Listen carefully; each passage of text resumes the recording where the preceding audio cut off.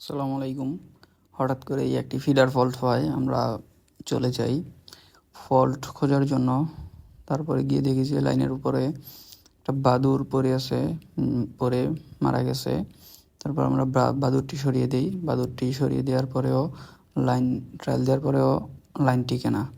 তারপর আমরা আমাদের সেকশন আছে, সেই সেকশনটা কাটার পরেও লাইন টিকে না। তারপর আমরা বুঝতে পারি যে সেকশনের আগেই লাইনটা ফল্ট। তারপর আমরা পুনরায় খোঁজাখুঁজি শুরু করি এবং শেষমেশ খুঁজে পাই যে পিডিবির খুঁটিতে ট্রাইং খুলে তারটি ক্রস আর্মের উপরে এসে পড়ে আছে।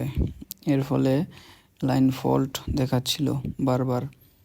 অতঃপর আমরা পিডিবির খুঁটিতে মইয়ের সাহায্যে উঠে তারটি ইনসুলেটর তুলে ট্রাইং করে পুনরায় লাইনটি চালু করতে সক্ষম হই।